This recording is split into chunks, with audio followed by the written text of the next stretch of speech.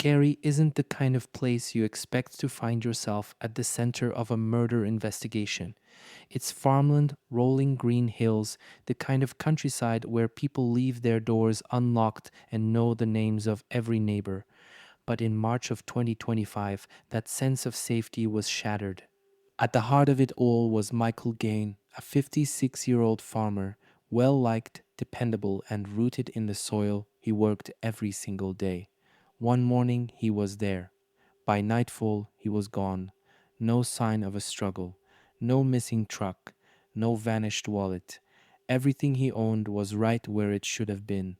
Everything except Michael. The community whispered at first. Maybe he wandered. Maybe he had an accident. But as hours stretched into days, whispers turned into fear. Something wasn't right. This wasn't the Kerry they knew. This wasn't the Michael they knew.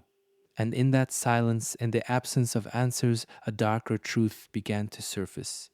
One that would transform a quiet farm into the scene of one of the most disturbing cases Ireland has faced in decades. March 20th, 2025. It started out like any ordinary day for Michael Gaine, the kind of day he'd probably lived through 1,000 times before.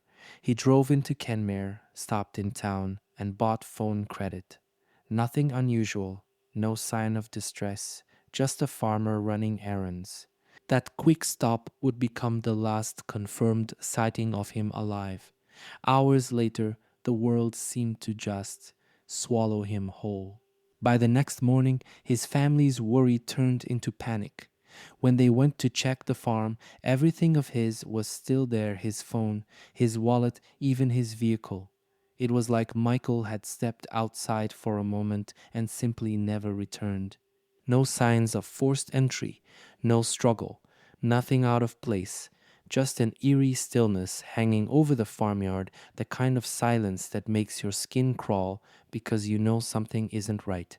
For his family and neighbors, that silence was deafening, because Michael wasn't the kind of man to just vanish, and everyone in Kerry knew it. For days, the search for Michael Gaine stretched across Kerry. Family, neighbors, and Gardee combed the farm and the surrounding countryside. Helicopters scanned overhead. Volunteers trudged through fields and woodlands. Every ditch, every hedgerow was checked. And yet nothing. The slurry tank was even searched, but came up clean. At least that's what everyone thought at the time. But as the weeks dragged on, it became painfully clear. This wasn't just a missing person case. Michael hadn't walked off on his own. Something had happened to him. On April 29th, the tone of the entire investigation changed. The Gardee officially reclassified Michael's disappearance as a homicide. That decision wasn't made lightly. It meant detectives had reason to believe foul play was involved. And once the word murder entered the conversation, the Gain farm was no longer just home. It was now a crime scene, a place where every wall, every field, every corner of that land might be hiding a clue. It was May 16th, almost 2 months since Michael vanished, when the farm itself gave up its terrible secret. That morning, a slurry spreader jammed. At first, the farmer thought it was nothing unusual, tanks clog all the time. But when the machinery was stopped and checked, the blockage wasn't debris. It was human remains. The farm that had fed Michael's family for generations had become the place where his body was hidden, mixed in with waste, buried under layers of silence. The discovery was brutal, sickening, and yet it finally gave the Gardee confirmation of what many had feared all along. The remains were quickly identified as Michael Gaine. And here's the part that still haunts people in Kerry. The slurry tank had been searched before, but the way the body had been concealed, dismembered, and disturbed meant it went unnoticed until the machinery forced it back into the open. This wasn't just a killing. It was an act designed to erase Michael, to grind down the evidence, to make him vanish forever. And for detectives, it was proof that whoever did this knew exactly what they were doing. With Michael's remains confirmed, Gardee turned their focus to the people closest to him, anyone who had access to the farm, anyone who might have known his routines. And soon one name stood out: Michael Kelly. Kelly wasn't from Kerry. He was an outsider, an American, and not just any American.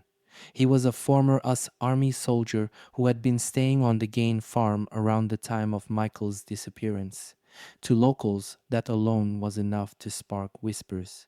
Gardee brought him in for questioning. For a moment, it looked like the case might crack wide open. But then, just as quickly as he was arrested, Kelly was released without charge. No evidence strong enough to hold him. Since then, Kelly has been vocal about his innocence. He scoffed at the rumors, especially the early theory that a chainsaw was used. He called it Texas Chainsaw Massacre bull, dismissing the idea as pure fiction. But here's the catch: suspects don't always need to stay silent. Sometimes they talk too much, and every word, every dismissal, every insult thrown at the investigation only raises more questions. Because if not Kelly, then who? And if not a chainsaw, then what? When word first spread about Michael Gaine's remains, one theory dominated the headlines: a chainsaw. It was shocking, gruesome, and instantly viral, the kind of detail that makes people lean closer to the story, even if it makes their stomach turn. But here's the truth. From the very start, investigators were skeptical. A chainsaw would have left behind noise, mess, and traces that simply weren't there. It was too obvious, too sloppy, and frankly, too sensational. Still, the image stuck. The very mention of a chainsaw made the case sound like something ripped straight out of a horror movie. It painted the killer as some kind of deranged butcher, and in the court of public opinion, that theory took on a life of its own. Even Michael Kelly mocked it, laughing it off as nothing but Texas Chainsaw Massacre bull. And oddly enough, detectives agreed, not because Kelly said so, but because the evidence never lined up with that kind of weapon. The truth, they realized, was far darker and far more deliberate. Now, forget the chainsaw. Gardee have quietly revealed something far more chilling. Michael Gaine wasn't dismembered with one tool, but at least two.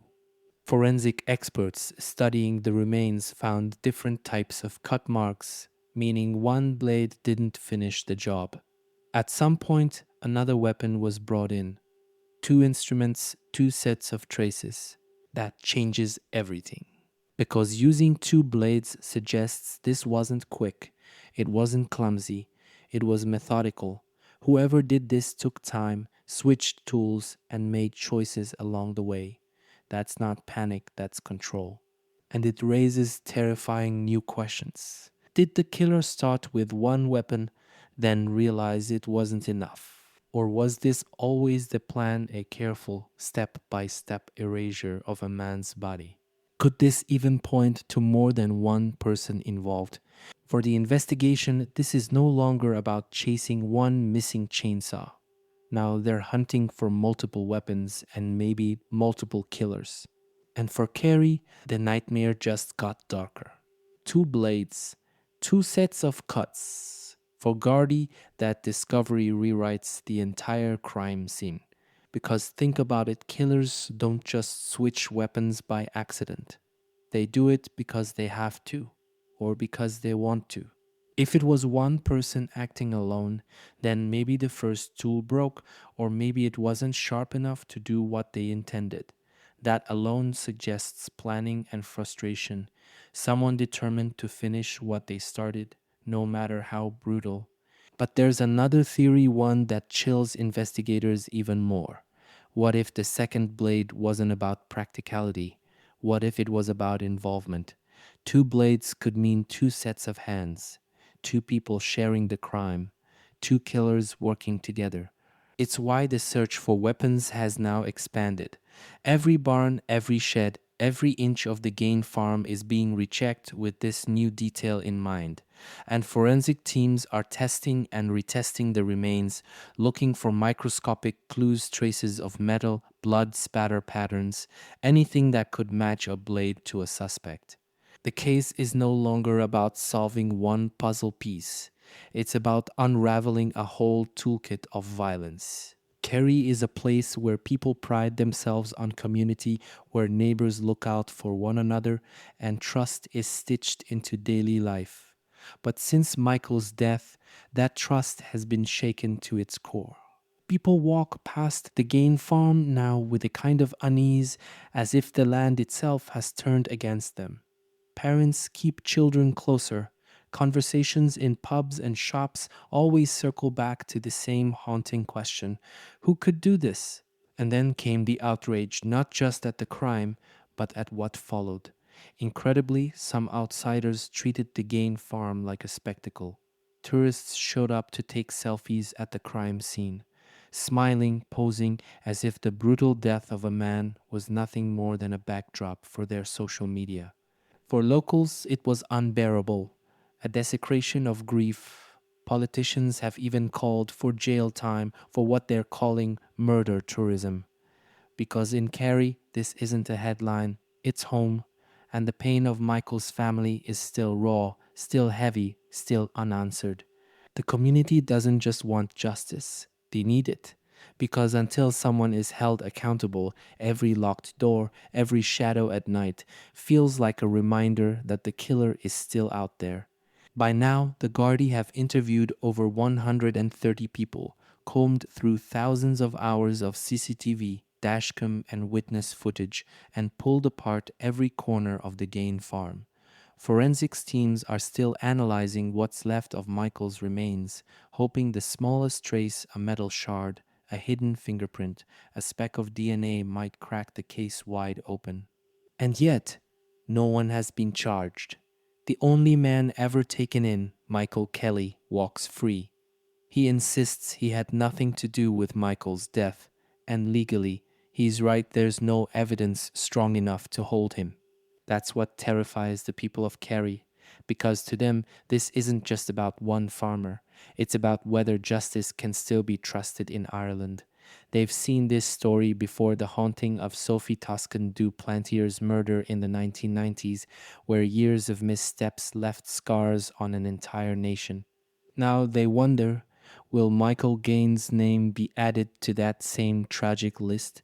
What's certain is this: Michael's killer or killers are still out there, and until someone answers for this crime, Kerry will not rest.